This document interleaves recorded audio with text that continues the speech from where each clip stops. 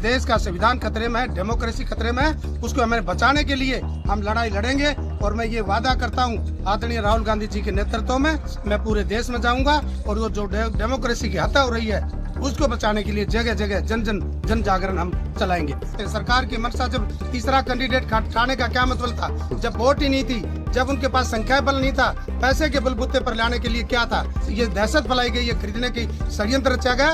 क्या इस देश का जो इंडिपेंडेंट बॉडी है, जो IB है, CBI है या पुलिस है या जो न और जो न सुप्रीम कोर्ट और हाई कोर्ट है, क्या इस प्रकार के इलेक्शन को वो मंजूरी दे पाएंगे? इस प्रकार से वोटों को तोड़ने की मंजूरी दे पाएंगे? सर, जिस तरीके से घटनाक्रम हुए, अब की बार शाही कांड तो नहीं हुआ, लेकिन जो क्रॉस वोटिंग के जो आरोप जो विधायकों पर लगे, इसको कैसे देखते हैं? देखिए, सबसे पहले मैं दुनिया को रास्ता दिखाने वाले तथागत बुद्ध बोधिसत्व बाबा साहब और तमाम महापुरुषों को नमन करता हूँ। साथ में हमारी पार्टी के अध्यक्ष आदरणीय मल्लिकार्जुन खड़गे जी, सोनिया गांधी जी और जननायक राहुल गांधी जी, प्रियंका गांधी जी और जो है ना राजेंद्र पाल गौतम जी, वेणुगोपाल जी, के राजू जी और अनिल जैन जी, वो जो शीर्ष नेता उनका धन्यवाद। और प्रदेश के मेरे जो है ना आदरणीय हुड्डा साहब, सुरजेवाला जी, बहन शैलजा जी, भाई दीपेंद्र जी, चौधरी वीरेंद्र सिंह जी और तमाम जो हमारे मेंबर पार्लियामेंट है और MLAs हैं जिन्होंने मुझे इस मुकाम पर पहुंचाया, उनका मैं इसके दिल की गहराई से धन्यवाद करता हूं।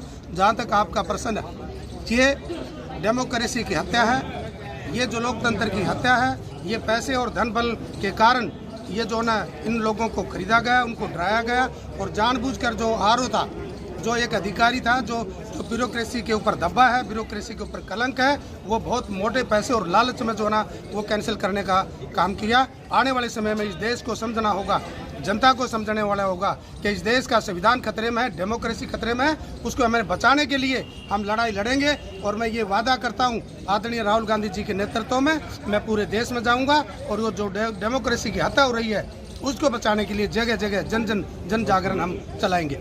सर, जिस तरीके से राज्यसभा का चुनाव हुआ है और उसके बाद जो कांग्रेस के अंदर अंतर्कलह जो हुई है, इससे क्या कांग्रेस कमजोर नहीं हो रही है? नहीं, अंतर्कलह नहीं है, बीजेपी का षड्यंत्र है। वो पैसे, धन बल और जो है ना अपनी पावर का इस्तेमाल कर रही है।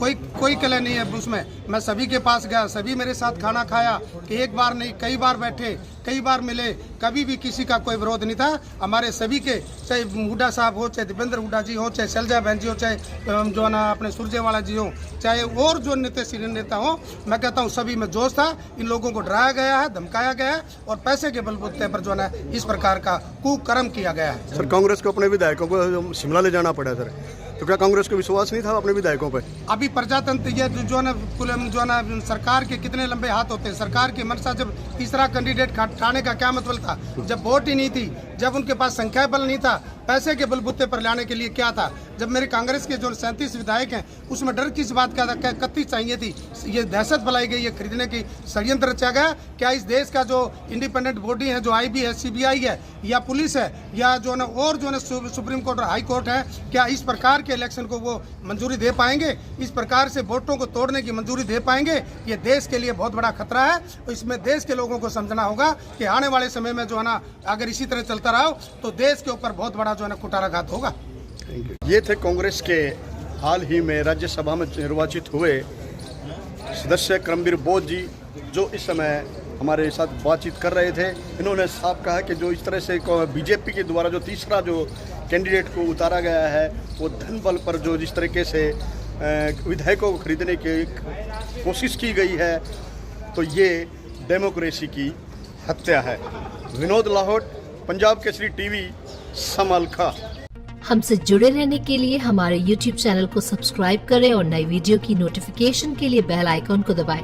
अगर आप ये वीडियो Facebook पर देख रहे हैं तो लाइक जरूर करें और ज्यादा से ज्यादा शेयर करें। धन्यवाद।